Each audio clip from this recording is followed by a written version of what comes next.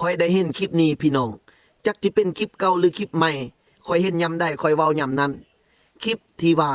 ผู้ชายคนอื่นมากอดเมียเฮาแล้วเมียเฮาไปกอดผู้ชายคนอื่นลักษณะโดยเป็นสู้เป็นแฟนอยากลิ้นอยากส้มกันกอดจูบลักมักลักหักกัน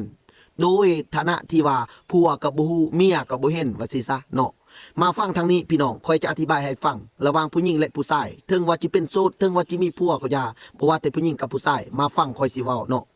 สำหรับผู้หญิงหั่นน่ะเนาะที่เฮ็ดแบบนี้หั่นน่ะเนาะก็ถือว่าซัวที่สุดเนาะแล้วผู้ชายที่ว่าจะมาเอาเฮานั่นผู้หญิงก็จะควรคิดดีๆเนาะขณะที่ตัวเองก็มีผัวเนาะยังมีครอบครัวยังบ่ทันปะบ่ทันห่างกันแล้วผู้ชายผู้อื่นหันมามักมาฮักเฮาล้มเฮาจะเอาเฮาเนาะกอดจูบกันลิ้นเป็นสู้เป็นสาวแล้วเจ้าคิดว่าจังไดผู้ชายคนนั้นมันดีบ่เนาะบ่ดีข่อยว่าเนาะมันก็คนบาปคนกรรมทาเอากันไปเนาะลักเอาเมียคนอื่นญาติเอาเมียคนอื่นเนาะลักลิ้นสู้ลิ้นเศร้าลักล้มกันเนาะทั้งที่ผู้ชายคนนั้นเจ้าก็ฮู้แล้วว่าเขายังมีครอบครัวยังมีลูกมีผัวเนาะยังบ่แม่นปะบ่แม่นห่างบ่เป็นปะบ่แม่นไม้เนาะป้านนั้นเจ้าก็ยังลิ้นเจ้าก็ยังล้มเจ้าก็ยังซุ่มก็ยังจูบก็ยังกอดเนาะฉะนั้นแล้วผู้ชายคนนี้ไพ่ว่ามันดีเนาะคิดเบิ่งดีๆผู้หญิงทุกคนก่อนจะเฮ็ดก่อนจะไปก่อนจะเอาเนาะคันท่าว่าเจ้าปะผัวแล้วเป็นห่างเป็นไม้แล้วโดยบ่มีครอบครัวสละสิทธิ์แล้วเนาะเป็นโสดฉะนั้นจังเฮ็ดได้เนาะแล้วเจ้าจะเอาผู้ชายคนนั้นก็ถือว่าเจ้าเอาได้เนาะ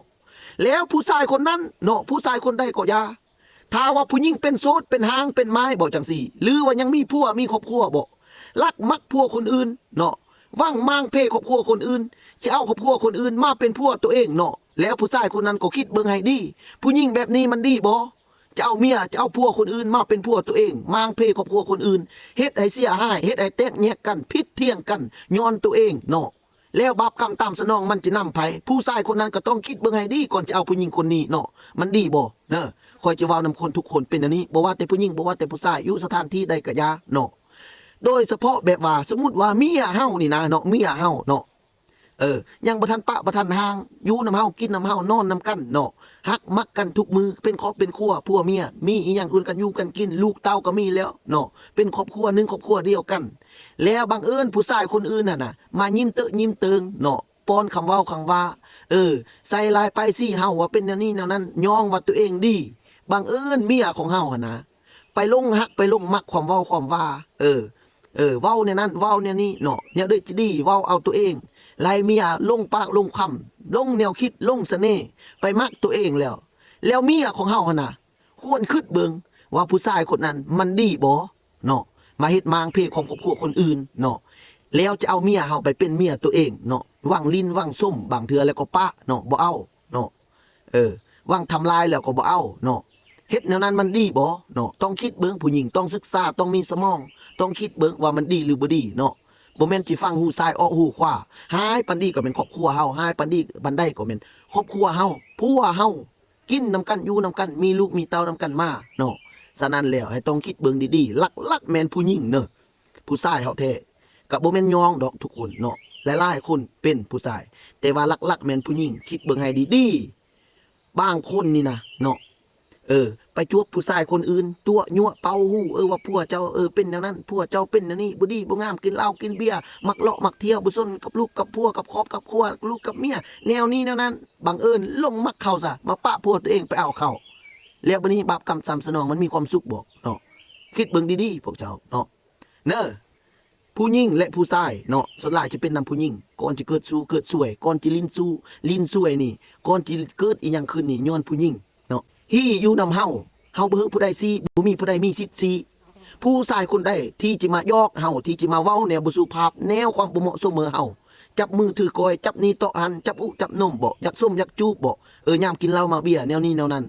เฮาด่าเขาเว้าเขาความเจ็บความแข็งแม่นแต่คำเดียวแก่นห้ามหดจำปอผู้ชายไผจิบ่ยานเมียเขาไผจิบ่ยานเรื่องไผจิบ่ยานความไผจิบ่ยานผิดไผจิบ่ยานนี้ยานสิ้นไผจิบ่ยานโทษไผจิบ่ยานเขาปรับเขามือเสียเงินเสียคำเนาะคันตู้เป็นตู้ตัวเองเป็นลักเป็นแรงตัวเองครอบครัวเป็นครอบครัวผู้หญิงเป็นผู้หญิงเนาะคันท้าให้ท้าผู้ชายเนาะแม้แต่ฮี้ตัวควายมันก็บ่เว้นผู้ชายเนาะเนาะบ่ว่าแต่ฮี้ผู้คนแหละฮี้ผู้ชายมันก็บ่เว้นผู้ชายเนาะเพอซีมันซีหมดเนาะคือแต่เท่านั้นลักเป็นนำผู้หญิง คำว่าลิ้นสู่ลิ้นสวยนี่เนาะฮีอยู่นำเฮาเบอร์ผู้ซีบ่มีไผสิทธิ์ซีได้เนาะผู้ใดเว้าความบ่เหมาะสมเว้าความบ่สุภาพยอกใหญ่ตีนถือมือฮอดเฮาด่าเหอะคำเดียวความหดความยานสุดสันทดอยู่เนาะคันท่าว่าตัวเองให้ท่ายอกหยังSMCMอยู่ตลอดยังยิ้มหัวเตยๆนำเข้า